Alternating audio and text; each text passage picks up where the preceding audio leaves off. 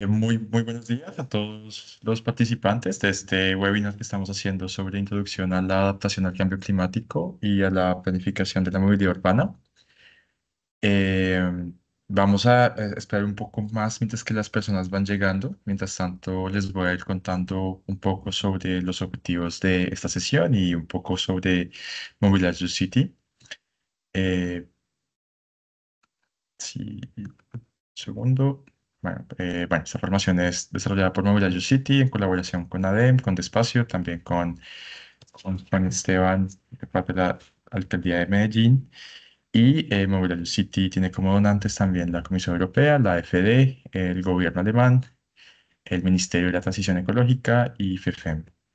Si ustedes quieren tener más información sobre Mobilize City y sobre nuestras ofertas de capacitación que pueden ser replicables, los invitamos a utilizar este link que está acá para nuestra página web o este código QR. Em, de forma general, para la participación durante la sesión a través de Microsoft Teams, em, les pedimos por favor que se aseguren que está silenciado y que la cámara está apagada, así no hay ninguna interferencia, así tampoco aparecen dentro de la grabación de la sesión, dado que esta sesión va a ser grabada. Entonces, les pedimos que no pongan su cámara a menos que sea estrictamente necesario. Ustedes tienen la posibilidad de incluir las preguntas dentro del chat. La traemos al final de la sesión de preguntas, alrededor de unos 10 minutos hacia el final. A su vez, también esta sesión va a ser compartida dentro del canal de YouTube de Mobilize City para futura referencia o para futura consulta. Por parte nuestra, somos una alianza global con miembros en 4 continentes, 70 ciudades, 16 países y 6 donantes. En el caso de América Latina, los países incluyen Colombia, República Dominicana y Ecuador, y ciudades como Córdoba en Argentina, la Baixada Santista en Brasil, Belo Horizonte, Brasilia, Curitiba, Fortaleza. Si quieren tener más información sobre lo que hacemos, los invitamos a que consulten nuestro Global Monitor 2024, que fue recientemente lanzado en mayo de este año, donde tiene toda la información sobre lo que hacemos, sobre los planes de cada una de estas ciudades en materia de movilidad urbana y cuál ha sido la evolución en los últimos años. Este webinar hace parte de una serie de webinars sobre adaptación al cambio climático. eh, principa- eh, No, tienen hace juego. parte de 4 webinars en total. Este primero, que se titula Introducción a la adaptación al cambio climático en la planificación de la movilidad urbana. Posteriormente, hacia el mes de septiembre, estaremos hablando sobre los principios para incluir la adaptación al cambio climático en la movilidad urbana y luego la inclusión del cambio climático en el proceso de la planificación urbana, en los planes de movilidad urbana sostenible y en los planes nacionales de movilidad urbana. Y finalmente, hacia enero del próximo año, estamos previendo también hacer una sesión en medidas y actuaciones para adaptar la movilidad urbana al cambio climático de forma muchísimo más concreta. Bueno, esta es como una sesión introductoria, por lo que queremos presentar parte de los conocimientos básicos, aumentar la concienciación sobre el tema como tal, enriquecer como tal la discusión sobre los requerimientos de las ciudades frente al cambio climático y las diversas fuentes y metodologías que pueden ser utilizadas durante este proceso. Para el día de hoy tenemos esta agenda. Primero, la bienvenida, posteriormente, qué es el cambio climático, luego la adaptación al cambio climático y la movilidad, y por último, la sesión de preguntas, respuestas, comentarios y despedida. Para el día de hoy tenemos el placer de contar con Lina López, quien es directora técnica del espacio. Lina es magíster en transporte y urbanismo con pregrado en ingeniería de diseño. Adicionalmente, es co-creador del sistema de bicicletas públicas de Medellín en Cicla. Lideró la formulación del Plan Maestro Metropolitano de la Bicicleta y fue asesora en C40 Cities, así como gerente de movilidad urbana en la Alcaldía de Medellín. Actualmente se desempeña como directora técnica de la Fundación de Espacio en Bogotá. Asimismo, tenemos hoy a Juan Esteban Monsalve, quien es profesional de la Alcaldía de Medellín, y Juan Esteban es arquitecto constructor, especialista en Derecho Ambiental y magíster en Hábitat. Actualmente se desempeña como profesional a cargo de la coordinación del Comité Temático Interinstitucional de Cambio Climático de Medellín y asimismo de la gestión y la transversalización de la gestión del cambio climático en las acciones de planeación y desarrollo de proyectos urbanos y ambientales del distrito. Por parte, bueno, y yo que olvidé presentarme, yo soy Milnael Gómez, yo soy experto en adaptación al cambio climático en Mobilization City, estoy basado en Bélgica y bueno, actualmente me encuentro trabajando en este proyecto para poder incluir el tema de adaptación al cambio climático en todas las metodologías que ha desarrollado Mobilization City. Como parte de este trabajo, hemos desarrollado un análisis sobre los planes de movilidad urbana sostenible que han sido desarrollados con recursos movilizados por parte de Mobilidad City. Y lo que hemos identificado es que en la mayoría de los casos no se cuenta con información suficiente sobre la adaptación al cambio climático. Y un poco esa ha sido la motivación para poder trabajar sobre este tema. De 17 PIMUs completados hasta el año pasado con recursos de Mobility City, 4 contaban con diagnóstico de las emisiones de gases de efecto invernadero, o sea, como una cuantificación global sobre cuáles eran las emisiones del sistema de movilidad. Adicionalmente, 5 contaban con un diagnóstico también de la calidad del aire, es decir, material particulado PM10 o PM2.5 y solo uno contaba con acciones en adaptación, que era el caso de Ambato en Ecuador. Pero por otro lado, 4 no contaban con ninguna información, que no tienen en cuenta ni emisiones ni los riesgos climáticos, y 4 de ellos contaban con algún diagnóstico sobre la vulnerabilidad y riesgos climáticos. Era el caso de Duala, Medán, Santo Domingo y Diredagua en Etiopía. También con los planes nacionales de movilidad urbana, las políticas nacionales de movilidad urbana pasaba algo similar. Solamente 3 de los 6 PNMUs que han sido financiados con recursos de Movilidad City, eh, 3 de estos documentos hacían la mención a las emisiones de gases de efecto invernadero y a los compromisos nacionales, a las NDCs, y solo uno contaba con un diagnóstico de las emisiones y de calidad del aire, que era el caso de Ecuador, donde a su vez incluía algunas acciones sobre el cambio climático. Ahí vemos como un patrón en particular, y es que en el caso de Ecuador, tanto a nivel nacional como a nivel local, se tenía en cuenta la adaptación al cambio climático.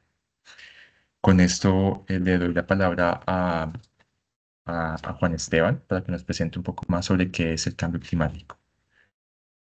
Te dejo compartir pantalla. Vale, muchas gracias, Milnael, por esa amplia y robusta presentación. Un momentico, yo parto por acá.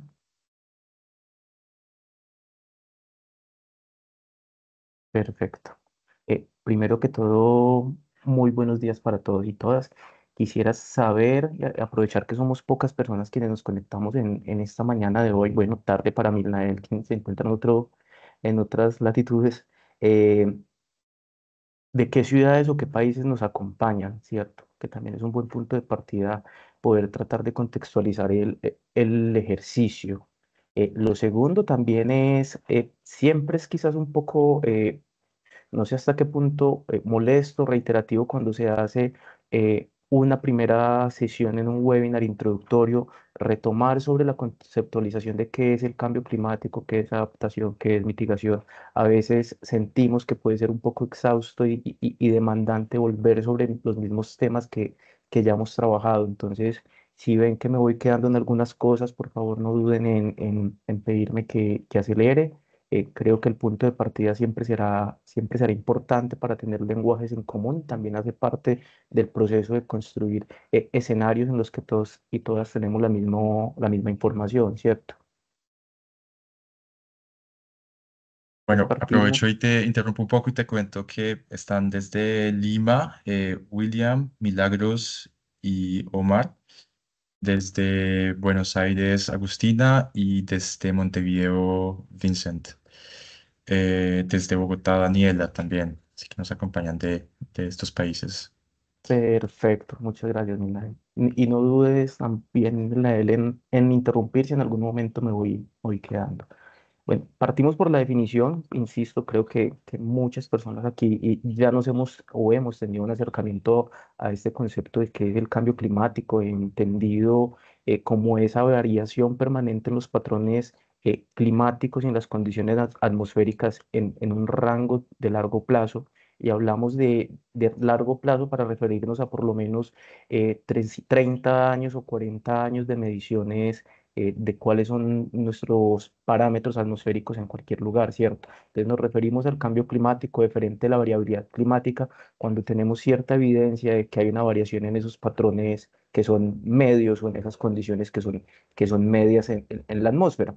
Y también diferenciamos a partir de nuestros instrumentos internacionales y luego a través de nuestros análisis científicos que podemos diferenciar el cambio climático que es generado por las condiciones naturales del planeta y sus forzamientos, entre ellos erupciones volcánicas o la propia radiación solar, y el cambio climático generado por las actividades humanas, frente a lo cual ya tenemos evidencia que es el principal impulsor del cambio climático que estamos experimentando en este momento. Entonces, ¿cómo se explica eso en términos prácticos?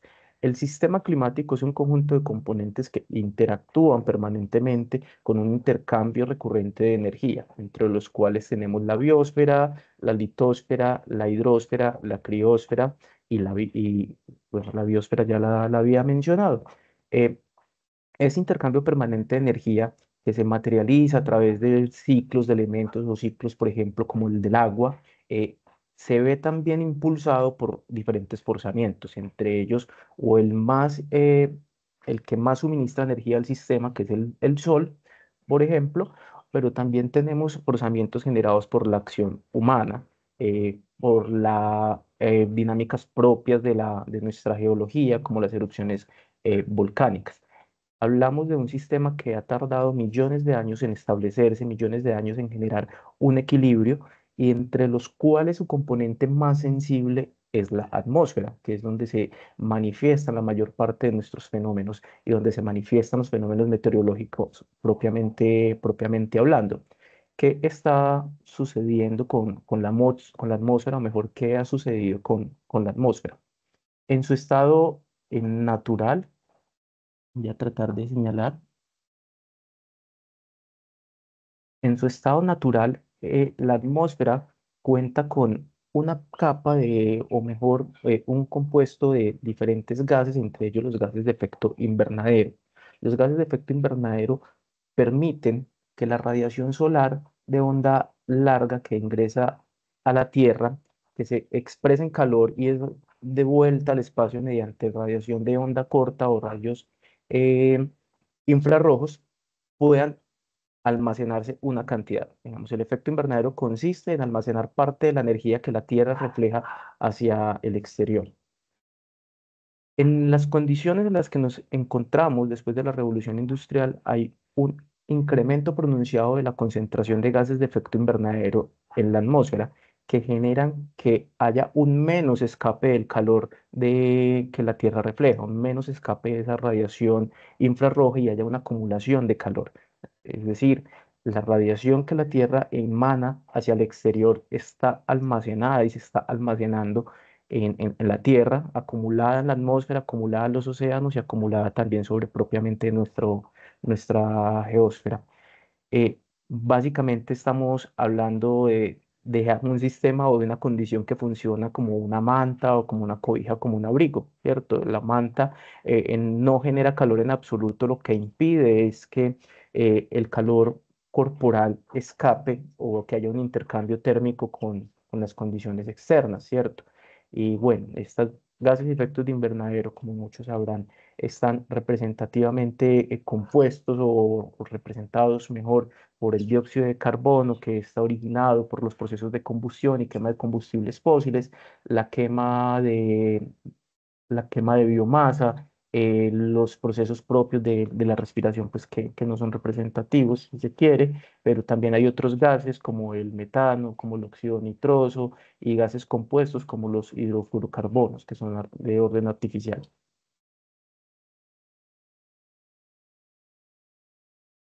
¿Qué nos muestra la evidencia? que efectivamente para algunas de las personas que debaten o contradicen o niegan el cambio climático, en la Tierra se han presentado ciclos de cambio climático durante su existencia, ¿cierto?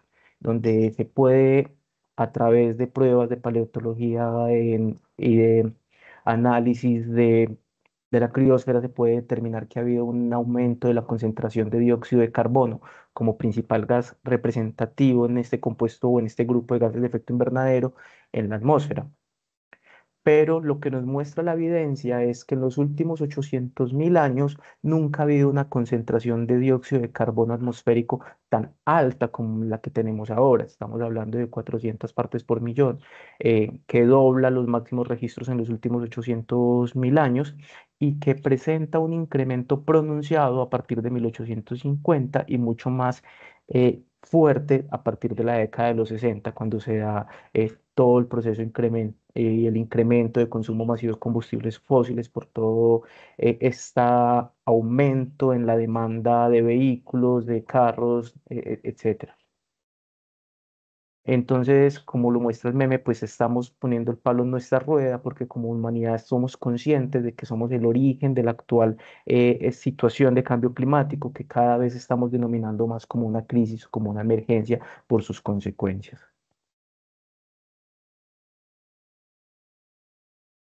¿Cuál es la situación actual y las proyecciones? El panel de expertos sobre cambio climático, que es un órgano de Naciones Unidas creado a finales de la década del 80, tiene tres grupos de trabajos encargados de hacer un análisis exhaustivo de todas las publicaciones científicas e investigaciones alrededor del fenómeno del cambio climático, alusivo principalmente a las situación o las condiciones del sistema climático, la generación y mitigación de gases de efecto invernadero y las condiciones de vulnerabilidad y riesgo. Se ha llegado a un consenso en construir un concepto que se llama trayectorias socioeconómicas compartidas, que se refiere a cómo va a cambiar la concentración de gases de efecto invernadero en el futuro, partiendo de nuestro momento, de acuerdo a la toma de decisiones políticas y a los cambios tecnológicos que se van dando. Digamos que estas trayectorias socioeconómicas compartidas nos permiten trazar las metas a futuro en términos de toma de acción climática y en temas o términos puntuales de reducción de concentración de gases de efecto invernadero, que es como están nuestros instrumentos internacionales. Nos plantean las trayectorias socioeconómicas compartidas cinco escenarios probables, denominados 1.9, pues no voy a entrar en detalles, pero se refiere a la denominación que tenían antes, estos, digamos, parte del de la última evaluación del panel de expertos sobre el cambio climático, y lo que nos presenta es que nuestro escenario tendencial en este momento, SSP 5, 8.5, nos muestra que hacia finales de siglo podríamos tener un incremento de la temperatura de entre 4 y 5 grados centígrados, que, lo cual genera impactos y riesgos muy altos sobre ecosistemas únicos en el planeta, una distribución de impactos que es desigual, unos eventos de larga escala que son singulares y que se van a hacer mucho más recurrentes. Nuestro Acuerdo de París, por ejemplo, que es el máximo instrumento logrado internacionalmente, el máximo consenso que logra casi una vinculación universal de los estados firmantes de la Convención Marco de Naciones Unidas, nos planteaban un objetivo de mantener la temperatura media del planeta, el incremento de la temperatura media por debajo de 2 grados y hacer todos los esfuerzos para mantenerla por debajo de 1.5 grados para final de ciclo, ¿cierto? ¿Qué nos encontramos? Esto hace parte de los escenarios moderados o los escenarios bajos SCP-1, 1.9 y SCP-1, 2.6. La evidencia nos muestra que esos escenarios ya han sido superados, dado que durante 2023 se logró constatar que el incremento de la temperatura media con respecto a los valores industriales estaba por encima de 1.1 grados centígrados. ¿Esto qué quiere decir? Que nuestros instrumentos internacionales, que son los que moldean las políticas públicas de nuestros estados y ciudades, pues van bastante lento con relación a lo que el fenómeno nos está indicando. como les decía, el año 2023 fue el año más cálido registrado hasta ahora, ¿cierto? La tendencia es a que si no cambiamos abruptamente nuestros patrones de consumo, vamos a seguir teniendo un incremento permanente y constante de la temperatura con las implicaciones que esto tiene. Entonces, vuelvo sobre el concepto de sistema climático. 5 componentes, entre ellos voy a destacar la hidrosfera, la criosfera, la atmósfera y la biosfera. 4 de estos voy a destacar. ¿Qué sucede con el incremento de la temperatura? Entonces, los gases de efecto invernadero generan una acumulación de calor en la Tierra que llamamos calentamiento global. Esa acumulación de calor me está alterando el comportamiento de la atmósfera, que es donde se materializan principalmente los fenómenos meteorológicos. Me está cambiando también la composición y el comportamiento de la hidrosfera, que digamos, es algo muy particular porque muy poco nos acercamos al océano, muy poco nos acercamos a las implicaciones del cambio de la temperatura en los océanos, pero son las corrientes marinas las que eh, modulan gran parte del clima en la Tierra, ¿cierto? Por ejemplo, y esto es muy particular, la altitud de ciudades como Nueva York y sí, la latitud de ciudades como Nueva York y Madrid son muy similares. Sin embargo, un invierno en Madrid no alcanza a ser tan intenso y tan frío como lo puede ser en Nueva York. Y esto se logra en parte por las corrientes del Caribe, las corrientes del Atlántico, que migran hacia esa parte de Europa llevando temperaturas más cálidas y más confortables. Entonces, estamos encontrando una variación en la temperatura del océano y de la atmósfera que en consecuencia cambian el comportamiento de los patrones climáticos. Entonces tenemos ahora patrones climáticos que son mucho más impredecibles con respecto a los que veníamos conociendo. Tenemos una recurrencia de eventos extremos, una recurrencia de tormentas que cada vez es menos o más difícil de proyectar, más difícil de anticipar. Y esto pues se ve reflejado tanto en extremos de temperatura calientes como temperaturas frías. Lo que nos muestra la evidencia científica entonces es que hoy a 1,1 grados de temperatura de aumento con respecto a los valores preindustriales, hay, nuestros días más cálidos registrados pueden incrementar en 1,2 grados. Sin embargo, para final de siglo, si mantenemos la tendencia y tenemos un incremento de más de 4 grados centígrados, nuestros días más cálidos van a tener un incremento de hasta 0,5, hasta 5,1 grados centígrados, ¿cierto? Vamos a tener una mayor recurrencia en sequías, vamos a tener una mayor recurrencia en las precipitaciones extremas y mayor intensidad en las precipitaciones extremas. Y desde otro punto de vista, lo que nos plantea también la evidencia es que la respuesta de nuestro sistema climático ante un aumento de 4 grados centígrados puede implicar que el día más frío o los días más fríos, los inviernos pueden ser mucho más intensos, hasta un -26 grados, 26%, perdón, estamos hablando de la cambio de cobertura. Estamos hablando de cambio de cobertura en la nieve. Vamos a tener una reducción de 26 por ciento en lo que compone nuestra criosfera con las implicaciones que eso tiene. Vamos a tener entonces también unos picos mucho más fríos en caso del invierno y una recurrencia de más del 30% en fenómenos como ciclones tropicales y huracanes. Tenemos una pregunta, un ejercicio que nos propone Lina de Despacio y es pensarnos sobre cuál es la diferencia entre mitigación y adaptación al cambio climático. Y la invitación a, si sabe, levantamos la mano, reaccionamos con un emoji o reaccionamos con cualquier emoji para decir que no lo sabemos. Esto para tener un sondeo también. Quizás podemos dar unos 30 segundos. Vincent, que sí sabe, levanta la mano en Teams. A ver si alguien más se anima. Eh, veo un corazón, pero no vi de quién.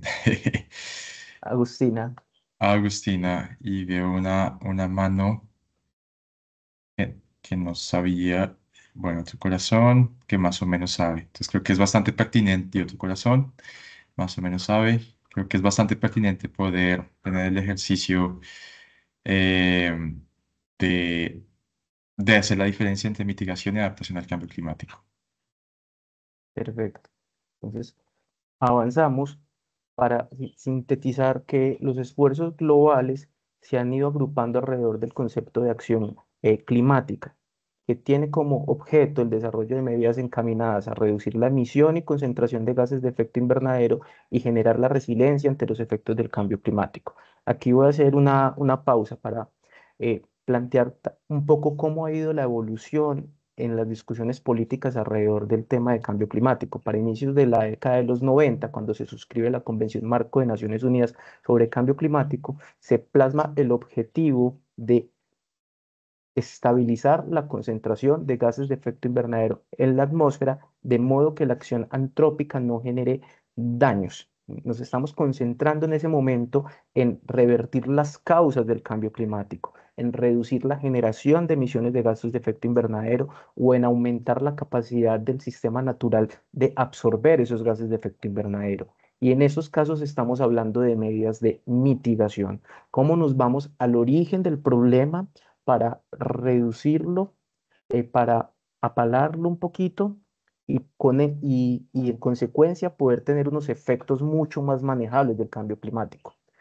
Para el 2015, cuando se suscribe el Acuerdo de París, empezamos a hablar ya de asumir un compromiso global en términos de cómo además, ante un fenómeno que se nos está saliendo de control, logramos ajustarnos como sistema humano, logramos también ajustar a los ecosistemas o ayudarle un poco a los ecosistemas a mejorar su capacidad de respuesta, a mejorar su capacidad de asumir los impactos y quizás, ¿por qué no?, aprovechar las oportunidades beneficiosas que el cambio climático tiene, porque el cambio climático puede tener algunas oportunidades beneficiosas. Y entonces empezamos a hablar de medidas de adaptación, esas acciones que ayudan a reducir la vulnerabilidad ante los impactos actuales y esperados del cambio climático, esas acciones que invitan al ajuste de los sistemas urbanos, de los sistemas agroalimentarios, de los ecosistemas, para estar en capacidad de asumir esas consecuencias del aumento de la emisión de gases de efecto invernadero.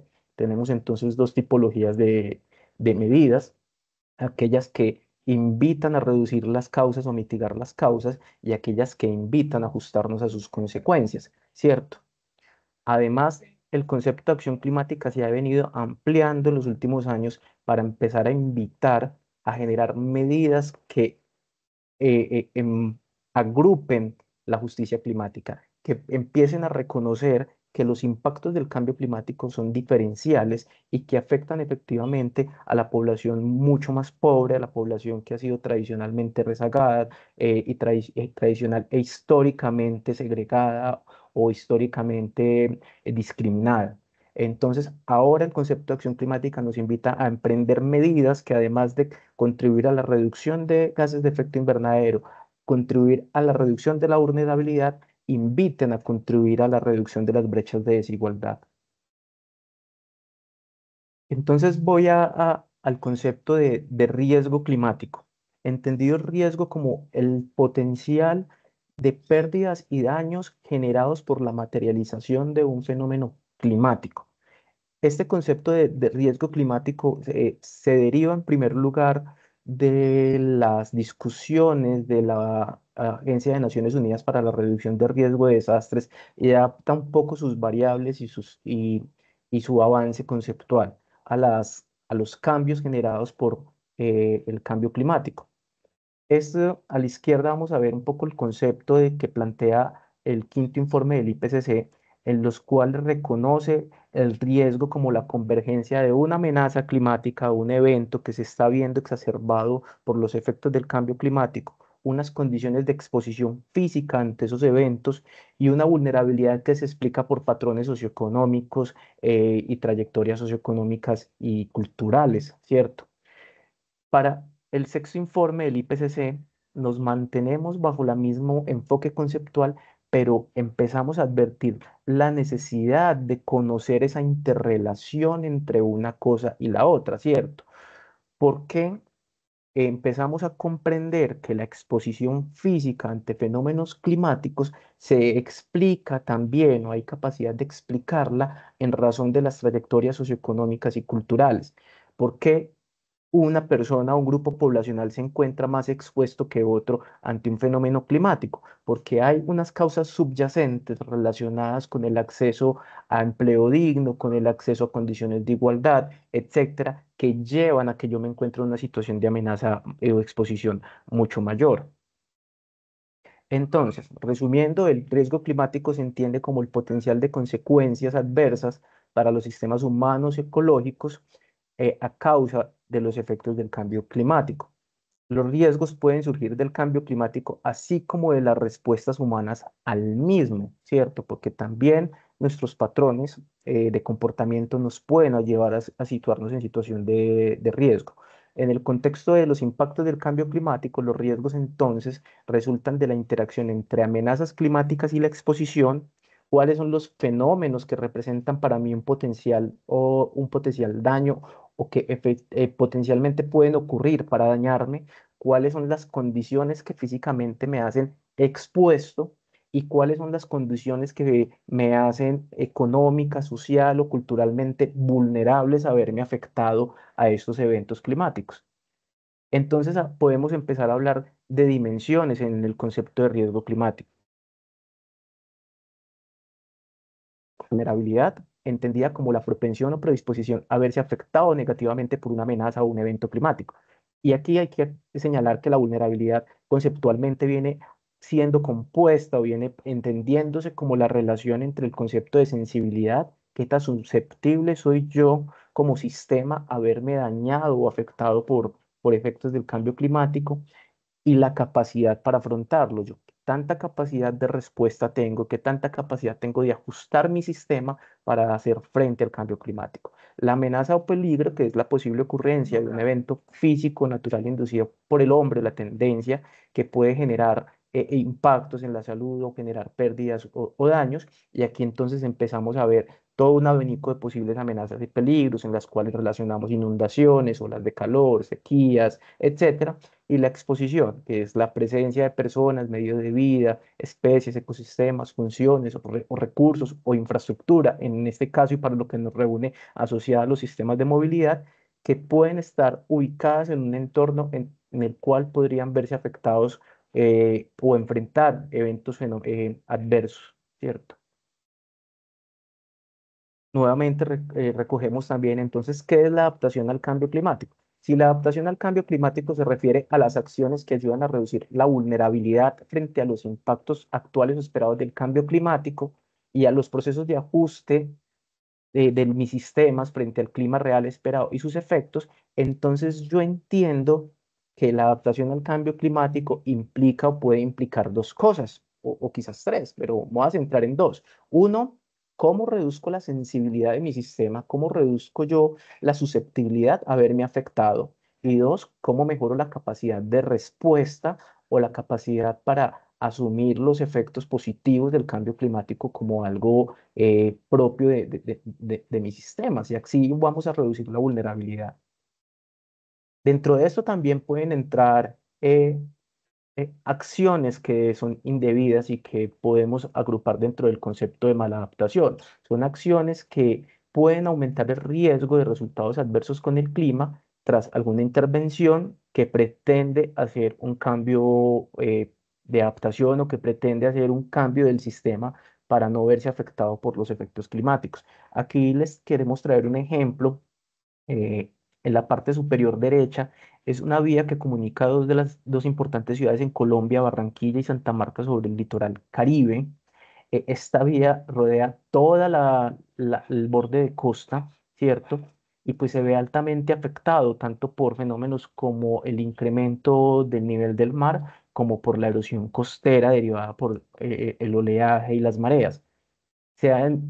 El Estado colombiano intervino esta vía a través de diferentes obras tratando de proteger la infraestructura. Lo que sucedió es que resulta que ese borde de costa protege un importante sistema cenagoso del país, quizás el más importante, la Ciénaga Grande de Santa Marta, y regula el intercambio entre agua dulce y salada, que es vital para la pervivencia del ecosistema.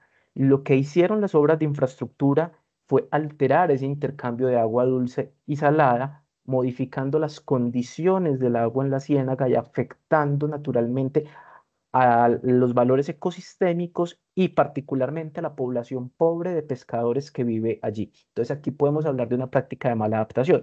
Posteriormente se advirtieron estas consecuencias y se han empezado a emprender diferentes obras que permiten mejorar la regulación y el intercambio de aguas dulces y saladas y mejorar nuevamente o recuperar los valores de la ciénaga.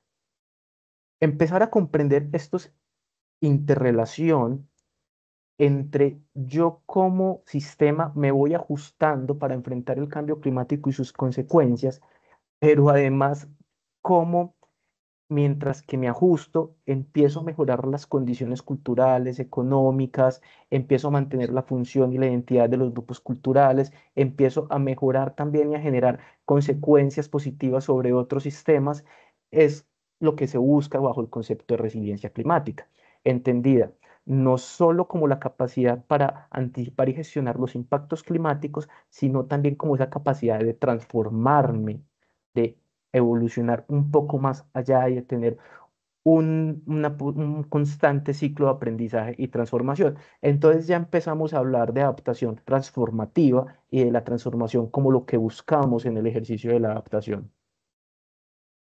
Una síntesis, Solo ahí para mencionar que son las y 38, por lo que nos quedan alrededor de 12 minutos para cerrar esta etapa de presentación antes de las preguntas, para que lo tengas en cuenta, Juan, y también Lina, cuando tú vayas a hablar. perfecto. ¿Listo? Entonces Para voy a que... cerrar con esto para darle plazo a Lina, una síntesis de algunos de los eventos climáticos que representan amenazas para nuestras ciudades: inundaciones, precipitaciones extremas, deslizamientos, tormentas, temperaturas extremas, tanto frío como calor, reducción de precipitaciones, aumento de la variabilidad. Y le doy paso a Lina sobre por qué incluir la adaptación al cambio climático en la planificación de la movilidad. Gracias, Juan. Si quieres, vamos a la siguiente, porfa. Siguiente. Bueno, entonces después de esa introducción tan completa que nos hizo Juan Esteban sobre adaptación al cambio climático, pues la pregunta es, pues, ¿por qué el transporte, por qué en transporte y movilidad tenemos que empezar a hablar de adaptación al cambio climático y no quedarnos solamente en reducir las emisiones de gases de efecto invernadero? Entonces, acá, pues el transporte representa el 16.2% de ese total de emisiones, pero hay una discusión y es, siempre decimos, bueno, nosotros como países latinoamericanos no aportamos tanto a esas emisiones de gases de efecto invernadero, pero finalmente si el cambio climático se da, nos tenemos que adaptar porque todos de alguna forma nos movemos en algún momento de nuestros días y finalmente, si las amenazas que les estaba contando Juan Esteban se materializan, pues nos vamos a ver afectados en ese día a día en la movilidad. Dale, Juan, por favor. Entonces, normalmente, ¿qué pasa? Que hay hay falta de infraestructura básica y resiliente, hay falta de infraestructura pensada para adaptarnos al cambio climático. Aquí un ejemplo en Costa de Marfil, que solo el 20% del total de las carreteras está pavimentada. Entonces, imagínense ante un efecto de lluvia lo que pasa en el desplazamiento de las personas. Dale, Juan, porfa. Nos toca pasar esta muy rápido. Y también, ¿por qué tenemos que empezar a hablar en transporte de adaptación al cambio climático? Porque a veces implementamos infraestructuras para mejorar, por ejemplo, la velocidad de circulación en las carreteras, pero no nos damos cuenta que posiblemente con esto, dale un clic, porfa, hacemos que el suelo sea completamente impermeable y esto nos puede traer una afectación en la adaptación al cambio climático. Entonces, en nuestros países donde muchas veces no tenemos la cantidad de recursos necesarios para construir la infraestructura completa, deberíamos lograr que si hacemos una infraestructura pensada en la mitigación, esta infraestructura también tenga en cuenta el componente de adaptación, porque si no, no estamos siendo eficientes con nuestros recursos. Entonces, la idea es que la infraestructura sea resiliente. También debemos reflexionar un poco sobre la determinación de la vulnerabilidad y las necesidades enfocadas al contexto. Entonces, por ejemplo, en el contexto de Santo Domingo, se produjeron dos desastres naturales principales, entonces climáticas, huracanes, inundaciones, sequías y sísmicos, terremotos y deslizamientos de tierra. Entonces, cada contexto puede tener una amenaza diferente y tenemos que volvernos muy conscientes de qué es lo que le está pasando a nuestras ciudades y a nuestros territorios para poder priorizar las intervenciones. Dale, Juan. Dale, sigamos, porfa. Siguiente. Entonces, aquí también una reflexión que aplica a todos los contextos y es tener un aprendizaje continuo para optimizar las acciones y las respuestas. Entonces, en la India, por ejemplo, formaron un plan de movilidad integral en el 2013 que se está actualizando con la construcción de una línea del metro, pero el plan no incluye la adaptación al cambio climático. Entonces, muchas veces, por lo que nos explicaba Juanes al principio, la mitigación es la protagonista de esta ecuación y de las políticas. Entonces nos enfocamos en construir líneas de metro, construir líneas de BRT, aumentar la infraestructura que nos va a llevar a reducir las emisiones de CO2 si logramos captar viajes de los modos más contaminantes, pero estas infraestructuras carecen del enfoque de adaptación al cambio climático. Otro ejemplo, dale, Juan, porfa. De Medellín, dale clic, porfa. Cada que llueve en Medellín, que es más asociado a la variabilidad climática, varios de los deprimidos de la ciudad se inundan completamente. En la foto de la parte inferior izquierda es un vehículo que hizo caso omiso a esta inundación, igual tampoco un sistema que le informara a la ciudadanía que podían estar en riesgo ante este fenómeno que se estaba presentando y murieron 2 personas dentro de un vehículo porque el vehículo era blindado, no pudieron abrir sus puertas. Entonces, a veces pensamos que medidas de adaptación van a requerir mucho presupuesto, pero nos damos cuenta que en otras ciudades, y por eso el ejemplo que están en el recuadro, gracias Juan por señalizarlo, cuando hay, por ejemplo, una precipitación extrema o van a haber lluvias que posiblemente van a llevar a que los deprimidos inunden o que va a pasar algo con la ciudad, mandan un mensaje de texto a la ciudadanía para informarle que posiblemente el sistema de transporte va a colapsar y tienen unas medidas para que la gente sepa cómo adaptarse a lo que va a suceder en su ciudad. Por ejemplo, en Medellín está el sistema de alertas tempranas CIATA, que tiene la información, entonces lo que hay que hacer es ese link con el sistema de transporte de movilidad para que cosas como esta, para que estas tragedias se puedan evitar y mejoremos la capacidad de respuesta, como nos explicaba Juan Esteban al principio. Bueno, para retomar un poco lo que planteábamos alrededor de los conceptos, ¿cierto? Entonces, ¿qué nos estamos encontrando para el caso puntual que nos plantea Lina?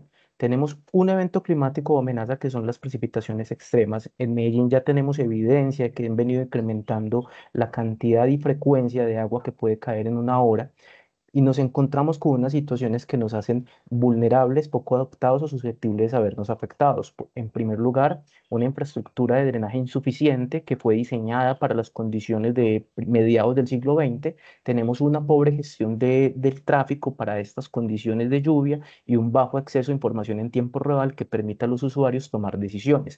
Entonces, cuando encontramos y conocemos lo que nos hace vulnerables, podemos empezar a encontrar las soluciones, ¿cierto? Soluciones desde el punto de vista físico, soluciones desde el punto de vista de la gestión o soluciones desde el punto de vista del acceso a la información. Entonces, ¿cómo podemos empezar a pensar en evaluar el riesgo y nuestras condiciones de riesgo climático para priorizar la toma de decisiones?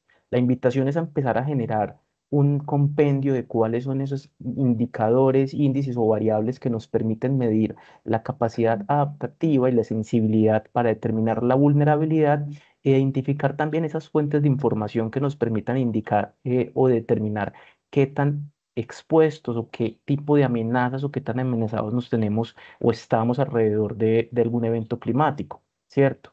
Eh, entonces podemos empezar a indagar alrededor de 3 respuestas. ¿En qué medida puedo estar físicamente expuesto mi sistema? Estamos hablando de mi sistema urbano, de mi sistema de movilidad y transporte.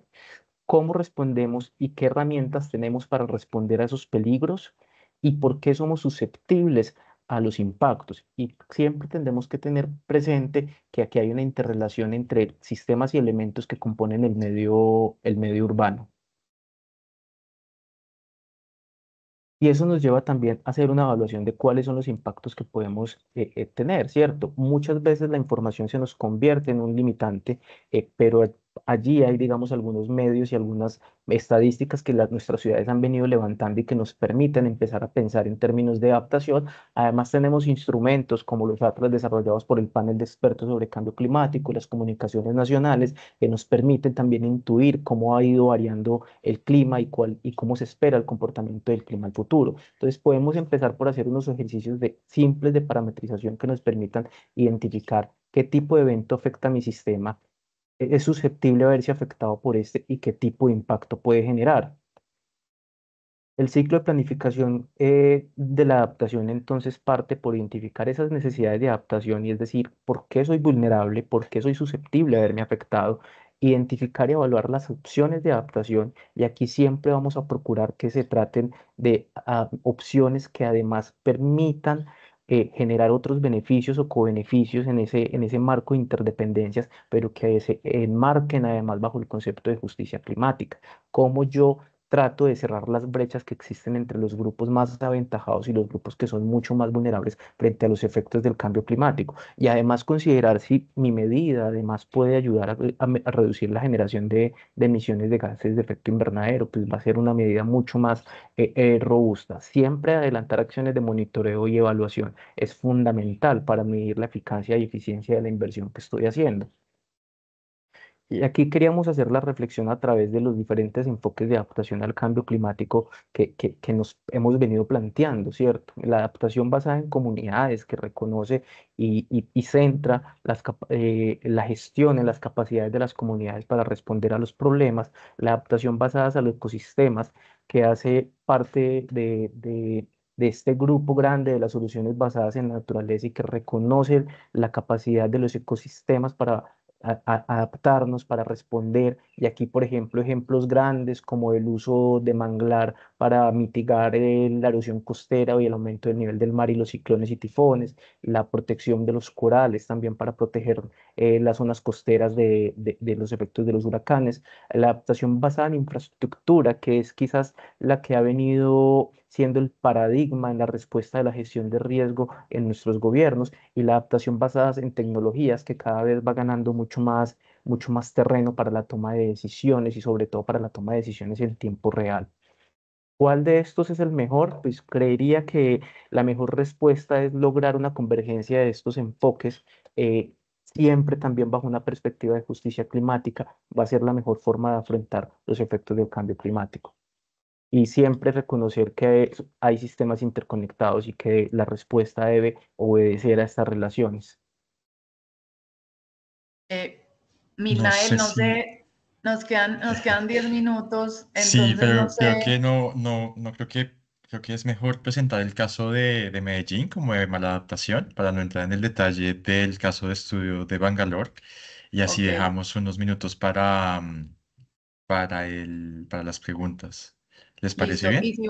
si eso, y mientras yo vaya exponiendo, lo que podemos hacer es que también van dejando las preguntas en el chat, como tú decías al Sí, principio, y ahí vamos a cerrar a tiempo. Entonces, sí, exactamente. Solo una cosa, igual para el caso de Bangalore, a las personas que están participando dentro del webinar les haremos llegar la presentación, por lo que ahí podrán incluir, identificar como tal las diapositivas del caso de Bangalore y si hay alguna pregunta en específico sobre ese tema, nos pueden escribir y con mucho gusto les podemos responder. Y adicionalmente, si hasta el momento ha surgido alguna inquietud o alguna pregunta sobre lo que han comentado Juan Esteban o Lina, la pueden poner en el chat y yo la haré al final de la presentación de Lina. perfecto. Solamente para el caso de Bangalore, miremos una diapositiva, Juan, porfa, dale, y ya luego nos vamos a siguientes. Yo te digo cuál, siguiente, siguiente, siguiente, siguiente, siguiente. Dale a la siguiente. Bueno, entonces solo esta y la siguiente diapositiva de este caso. Yo sé que aquí hay personas que están involucradas en el mundo de la movilidad y transporte, algunas de ellas conocidas, Ana y Sebastián, me imagino que las personas de las otras ciudades también. En transporte es importante que empecemos a pensar cómo si hacemos la ingeniería tradicional de empezar a basar nuestras decisiones y nuestras políticas en el modelo de 4 etapas, tenemos que empezar a vincularles escenarios climáticos. ¿Qué es lo que pasa en Bangalore? Incrementó la población, está incrementando la cantidad de lluvias, el volumen de agua a almacenar, entonces estas personas decidieron pensar, bueno, nosotros nos vamos a seguir enmarcando en un estado normal sin inundaciones, o vamos a empezar a pensar en escenarios de proyección a largo plazo, 2030, pues 2030 no es largo plazo, pero bueno, 2050 o 2100, y empezar a ver cómo adaptamos nuestra infraestructura para que la movilidad no colapse. Entonces hicieron unos escenarios de inundación e hicieron unas políticas de adaptación basadas en esos escenarios. Dale, Juan, porfa. Entonces ahí algo básico. Cogieron el modelo de 4 etapas que ustedes saben, tiempos de viaje, velocidades de desplazamiento, distancia del viaje, volumen de tráfico de la red y la parte pues de generación, distribución, partición modal y asignación, y lo traslaparon con el mapa de inundación y mapa de elevación de Bangalore. Entonces ustedes saben que eso puede tener ciertas implicaciones, y es que van a haber nuevos tiempos de viajes estimados, el modelo de demanda de viajes se lleva a cabo para estimar el cambio en los parámetros y volúmenes de viajes y de los enlaces, y las áreas completamente inundadas no tendrán orígenes y destinos. Entonces, esas zonas de análisis de tránsito o zonas SID, o como lo denominen en sus ciudades, se van a ver completamente afectadas si están en una zona que va a haber potencial inundación o que tiene algún efecto en el clima. Pues entonces, simplemente acá, como les dijo Milael, pueden estudiar el caso, ahí está también el paper de referencia, pero traslapen siempre esos análisis que hagan del modelo de 4 etapas con las zonas de tránsito, zonas de análisis, y el mapa de inundaciones o el mapa del efecto climático que ustedes tengan en sus ciudades. Y aquí ya vamos entonces a ver un ejemplo puntual del caso de Medellín. Dale, Juan, mientras Juan llega a esa diapositiva. Y es que a veces, o sea, no nos quedemos pensando solamente en, bueno, y si yo no tengo un equipo, una capacidad técnica para hacer unos escenarios climáticos, pues por lo menos involucren en los diseños de calles que hagan en su ciudad, o en el diseño del transporte y la infraestructura de movilidad, personas que conozcan de cambio climático para que no vayan a hacer una mala adaptación. Entonces, acá un caso, el Metroplus del Sur en el Valle de Aburrá. Juan le puede ir dando clic. Lo que se planteaba es implementar un corredor de BRT con carril exclusivo. Entonces están un carril, el rosado que ven, es para el BRT. El segundo carril quedó como el carril vehicular. Dale, Juan. Otro clic, porfa, eso. Y el tercer carril lo plantearon, pero tuvieron que hacer una tala de árboles, y anteriormente este corredor se consideraba como un corredor verde en la ciudad. Entonces, obviamente, aquí la gente no va a tener la misma capacidad de albergarse en la sombra, y lo que hicieron es mantener la misma capacidad del tráfico mixto paralelo al BRT, es decir, reemplazaron la misma cantidad de carriles a costa de quitar zonas verdes, zonas permeables y zonas de sombra en la ciudad. Entonces fue altamente cuestionado por el sector ambiental.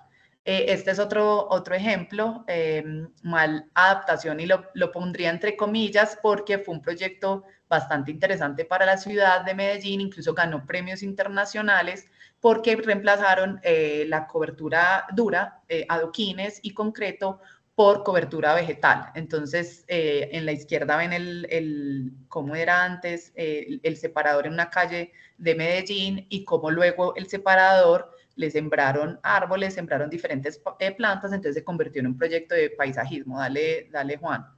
Y escogimos este ejemplo porque incluso lo veníamos conversando con algunas amistades el fin de semana. Entonces, rápidamente, estas eran las condiciones anteriores. Y por este corredor, imagínense que la línea amarilla son los flujos peatonales. Los peatones podíamos cruzar por cualquier lado. No es una vía arteria ni es una autopista, es una vía colectora, incluso podría ser considerada como una vía de servicio, donde podíamos desde un costado ver lo que pasaba en el otro costado de la vía. El flujo rojo, dale otro clic, Juan, porfa, es de la ciclorruta. Entonces, los usuarios de la bicicleta, en la parte izquierda, y hay un ciclocarril, uno podía cruzar por un rebaje, no estaba bien consolidado el rebaje, pero uno podía cruzar para conectarse con otra ciclorruta de la ciudad. Entonces, esta es la condición anterior. Entonces, al cambiar al corredor verde, por supuesto que a nivel de paisajismo se vuelve más atractivo tener plantas, tener más árboles en el separador, pero hubo una mala adaptación porque hubo una afectación para la movilidad activa, para la movilidad peatonal y para la movilidad en bicicleta. Básicamente el corredor que se volvió una barrera, devuélvete porfa, una barrera porque si las personas están en el costado del izquierdo de la imagen no pueden ver hacia el otro lado. Esto es una zona industrial, pues podría decirse de servicios, pero en la noche las dinámicas son muy diferentes, casi no hay nadie en la calle, entonces cuando uno ya transita por el lado izquierdo de la calzada o del andén, uno no alcanza a ver al otro lado donde posiblemente pueda haber un vigilante o personas saliendo de este edificio que es una entidad pública, entonces uno se siente más confinado. Y aparte de eso, los peatones se ven obligados a cruzar por solo una parte de la vía, generando extra recorridos en sus desplazamientos, y aparte de eso, ya al usuario de la bicicleta le toca meterse en contravía para ir al espacio del peatón y poder cruzar hacia el otro lado. Entonces acá también si ustedes abren un poquito el espectro y se vuelven más sensibles a lo que pasa en la calle, a veces nos quedamos pensando en las propuestas de movilidad o de infraestructura de transporte de una forma tradicional y no nos damos cuenta que podemos generar posibles mal adaptaciones o afectaciones a otra parte fundamental del sistema de movilidad como lo son los peatones y los ciclistas. Y aquí no se corrió ningún escenario, o sea, aquí no hubo que hacer o involucrar alto presupuesto para implementar o correr software o plantear escenarios que solo los técnicos entiendan. Acá simplemente fue una falta de incorporar otros saberes en un proyecto de ciudad que se volvió relevante, que ganó premios en la administración pasada, pero que simplemente faltó ese análisis de lo que nos está sucediendo en Medellín. Es que está lloviendo más, está haciendo más calor y que las personas para caminar y montar en bicicleta necesitamos más sombra. Entonces sí, muy bien que la cobertura vegetal está tomando relevancia en el separador, pero necesitamos que también estos corredores verdes puedan dar sombra en los costados por donde transita la gente, por donde transitan los ciclistas y que no se vayan a volver una barrera para las conexiones más eficientes con respecto a los modos motorizados. Con respecto a las preguntas, tenemos por ahora dos preguntas, quizás la última muy relacionada con lo que estabas mencionando, Lina, sobre si se ha medido cómo este proyecto ha influenciado el tema de actividad física en la población.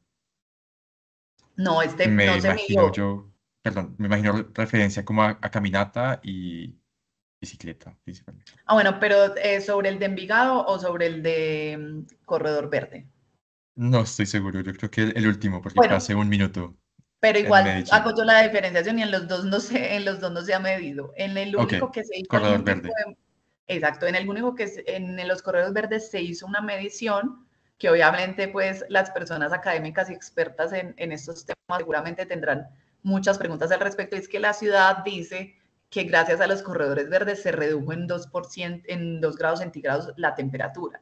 Entonces, lo que tengo entendido es que dentro del corredor hicieron una toma de la temperatura en esos momentos y cuando hicieron el corredor verde volvieron a hacer la misma toma, pero no es que haya reducido los grados centígrados en toda la ciudad. Y no se ha hecho un estudio en qué afectación tuvo asociada a la movilidad activa. Por eso digo que sí, a nivel de paisaje y a nivel de paisajistas que también pues son bastante apasionados con este tema, seguramente es un proyecto que uno lo ve como muy positivo para la ciudad porque de verdad que el cambio del concreto al verde siempre nos va a llamar la atención, pero no se hizo un análisis de la afectación que podría traer para la movilidad activa e incluso en seguridad vial, porque al volverse una barrera y al que la gente tenga que cruzar solo por un punto, la velocidad de circulación de los carros posiblemente aumentó y eso tampoco se ha medido. Entonces la medición se quedó muy en lo ambiental. Gracias. Entonces ahí carecemos de mediciones de adaptación o maladaptación al sistema de movilidad básico que son los peatones y los ciclistas. Gracias, Lina. Y tenemos otra pregunta de Omar, que no sé si Juan o Lina quisieran responder. Y es, en ciudades intermedias, o sea, quizás con población menor que Medellín o Lima o Bogotá, cualquier capital, en la que estos temas no son tan bien comprendidos, ¿cuáles pueden ser las estrategias de comunicación o sensibilización para introducir la gestión del cambio climático en el día a día de la gestión de los servicios municipales? Y voy a aprovechar para hacer otra pregunta y es como la siguiente propuesta por Milagros. En proyectos como un BRT que ya se encuentra en operación, aún se pueden plantear medidas de adaptación. De ser así, ¿conocen de algunos ejemplos? Y quizás yo podría responder esa última pregunta, o si ustedes tienen algún ejemplo también lo pueden mencionar. Entonces, no sé quién quiera responder el tema de las ciudades intermedias y si tienen ¿sí? algún ejemplo en el caso de los BRTs que puedan mencionar.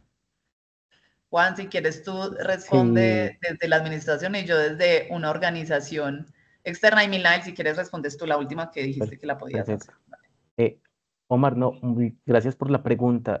Quisiera tener realmente una muy buena respuesta, pero debo empezar por decir que en ciudades grandes como Medellín y Bogotá tampoco se comprende suficientemente bien el tema, tampoco se ha logrado transversalizar y comprender esa interconexión entre sistemas con lo que tiene que ver o lo que implica el cambio climático.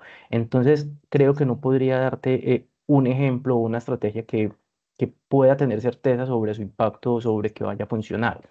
Lo cierto es que, o la invitación mejor, es a empezar a partir por reconocer esa interrelación y entender que enfrentar el cambio climático no implica el desarrollo de una perspectiva que sea diferente o ajena a lo que se hace el servicio público o a lo que hacen las ciudades.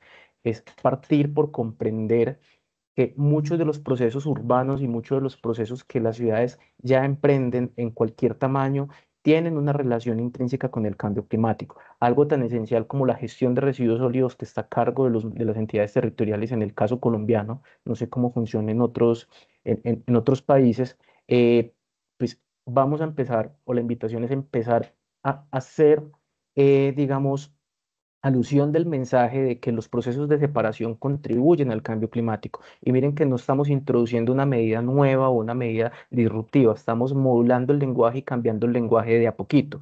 Luego podemos pasar a que esos procesos de separación de residuos en la fuente pues pueda tener unos ejercicios de revalorización energética, de captación del metano, pero vamos poquito a poquito empezando a comprender que cada uno de los procesos que emprendemos cada día va a repercutir o en reducir la vulnerabilidad o en, por el contrario, hacernos mucho más vulnerables frente a los efectos del cambio climático. Ciertamente creo que hay que empezar por empezar a ejercer o tener grupos de pensamiento, reuniones periódicas o seminarios permanentes con diferentes miembros y personas que hacen parte de las administraciones municipales, porque sí es importante empezar a interiorizar los conceptos técnicos y empezar sobre todo a interiorizar el régimen jurídico de cada país sobre el cambio climático y cómo eso tiene implicaciones o no para las entidades y para los gobiernos locales. Empezar por tener un grupo o una unidad de trabajo que puede no ser exclusiva, pero que permita transversalizar los temas de cambio climático en los procesos,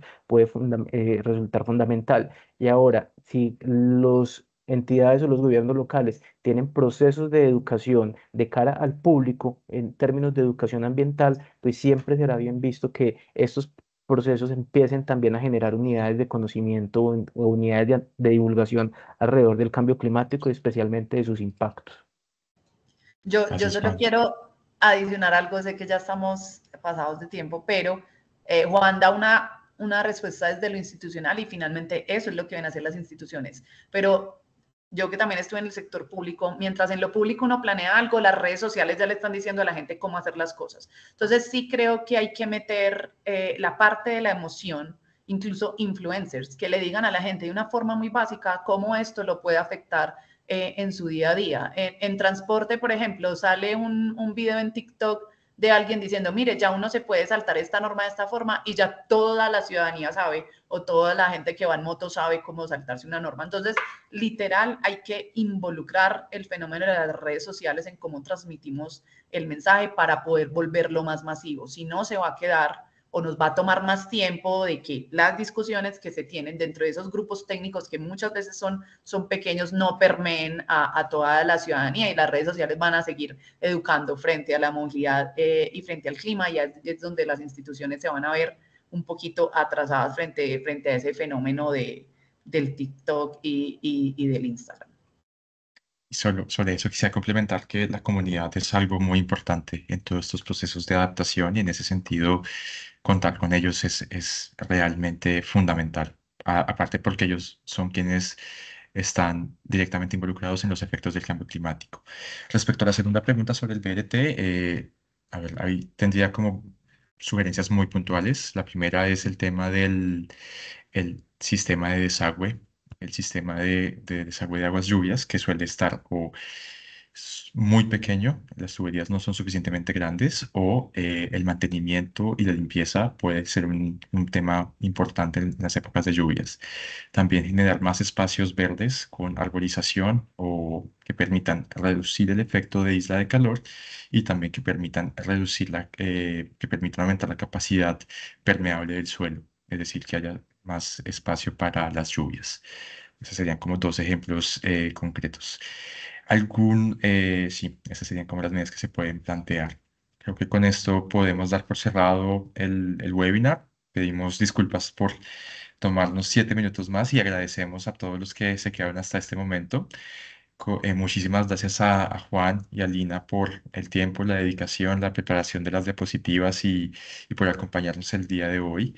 Muchísimas gracias a todos ustedes, los participantes. Igualmente queremos invitarlos para seguirnos en las redes sociales, para seguirnos en el newsletter de Movilidad City, también en el caso de Espacio, en el caso de la Alcaldía de Medellín, sobre el trabajo que estamos realizando.